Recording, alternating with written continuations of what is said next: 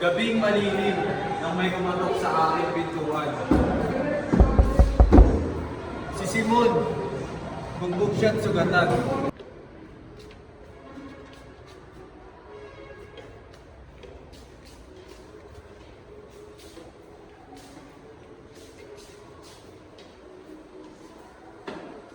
Para saan ka magdadalawang isip na tulungan ka? Sa inggit? Sa yaman?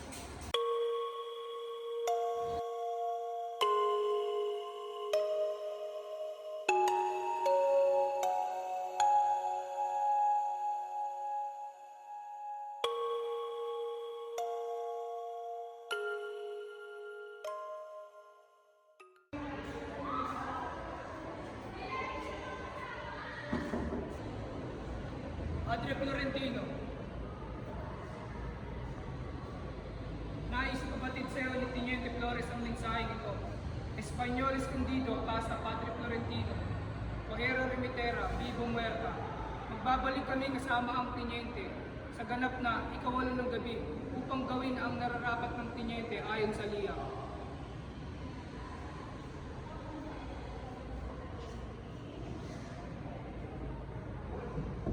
Espanyol, Cojera. Marapat na ako yung malis na padre. Wala sa akin tulungan na magaling at magpabaril. Tiyak ako na si Victorina ang may pakanan nito. Hinaan ka, kaibigan. Hindi ngayon si Simon ang nilutukoy sa liha. Ang alaherong sugatan na pumunta sa aking bahay. Anong hiwaga ba ang nasa isipan ni Simon at di pa siya nagtatago? Anong klaseng kapalaluhan ang bumabalot sa alaherong ito? Anong dahilan at sa akin niya naisip tumuloy? Anong magagawa kong isang hamak na inyong pari? Di ba siya rin ang nagdulot ng masakit kay Isagani nang itanggi niyang iligtas nito sa pipitan at nang gumawa ito ng paraang ipakasal si Paulita kay Juanito? Walang magagawa ang pag-iisip, marapat na malaman ko sa kanya ang kasagutan. Huwag na kayong mabahala. Ilang panahon na lamang nililisan na ako sa lugar na ito. Sabukan, Padre. Kung inaakala mo, magpapahuli ako ng buhay sa mga tampalasang yan na gustong umuli sa akin, diyan kayo nagkakamali. Ngunit bago pa matapos ang lahat, gusto kong malaman niyo na ako, si Crisostamo Ibarra,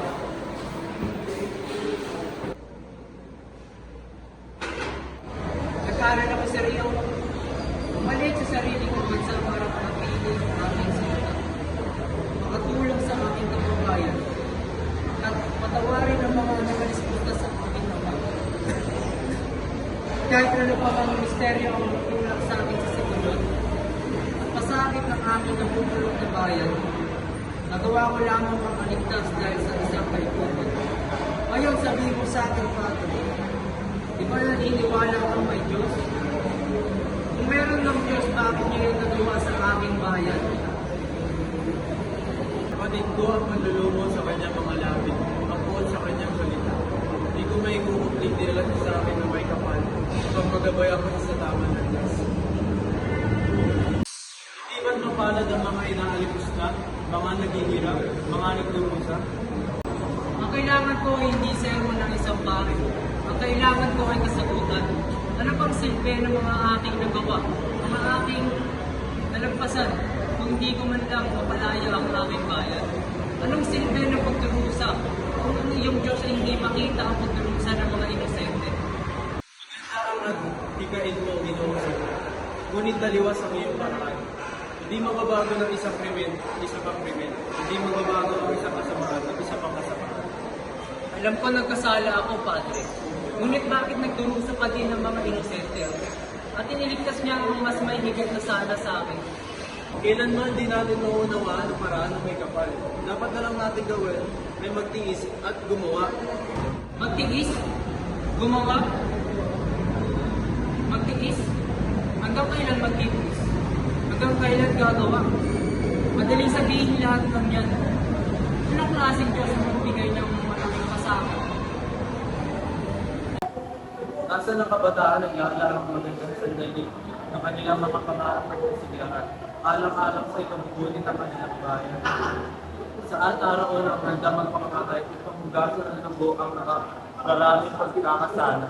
Upang maging karapat dapat ako at pamakasakit, ito'y kailangan maging malinis at masilap. Nasaan ang mga kabataang may lakas na tumanan sa aming mga ugat ng kalinisan at ng iwa. Narumihan na sa amin ng mga apoy, sigla na patay na sa amin. Kabataan kayo aming pinagpunan.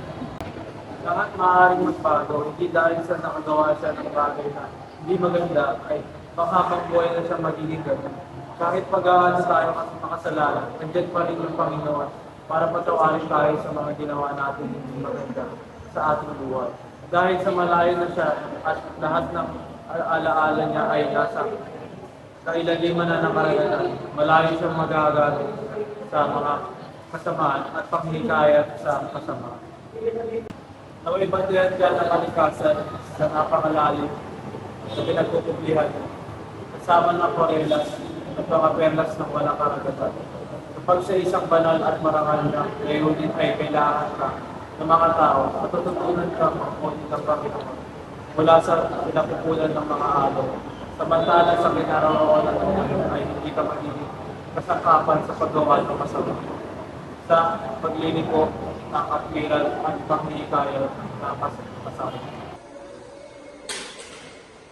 Ang El Filibusterismo ni Jose Rizal ay isang mahalagang akda ng politikang Pilipino na naglalaman ng malalim na pagnanasa para sa pagbabago at katarungan. Isinulat nito ni Rizal bilang isang pangalawang nobela, isang pangunahing pagsunod sa No Limitangere. Ang layunin ng El Filibusterismo ay hindi lamang mabigay anyo, kundi lalo na itaas ang kamalayan ng mga Pilipino tungkol o hinggil sa mga abuso at katiwalian ng pamahalaan at simbahan noong panahon ng kolonyalismo. Ginawa ang El Filibusterismo upang magsilbing salamin ng kalagayan ng lipunan sa Pilipinas noong kapanahunan ng Espanyol. Sa pamamagitan ng mga karakter at pangyayari sa nobela, ipinakita ni Rizal ang sistema, nagaharing uri, katiwalian, at ikalawang katarungan sa bansa. Inilahad niya ang kanyang mga ideya tungkol sa pagtatangkang magkaroon ng pagbabago at pagsulong sa lipunan. Ang paggamit ni Rizal ng sining na pampanitikan sa El Filibusterismo ay nagbigay daan para may parating ang kanyang mensahe ng masusing hindi nagiging hadlang ang sensura ng mga otoridad. Sa halip na tuwirang konfrontasyon, nagamit ni Rizal ang kanyang kasanayan sa pagsusulat upang maiparating ang kanyang advokasya para sa kalayaan at hustisya. Sa gayon, naging inspirasyon ang El Filibusterismo sa mga Pilipinong naghangad ng pagbabago at pagtatanggol para sa kanilang karapatan. Kabuuan, ang El Filibusterismo ay isang makasaysayang akda na nagpapakita ng tapang at determinasyon ni Rizal na labanan ang pang-aapi at ipaglaban ang kalayaan ng kanyang bayan. Ito ay patuloy na nagbibigay inspirasyon at naglilingkod na paalala sa mga henerasyon ngayon tungkol sa kahalagahan ng pag-aalsa para sa makatarungan at katarungan. Ang nobelang El Filibusterismo ay isang laban para sa bansa gamit ang mga salita.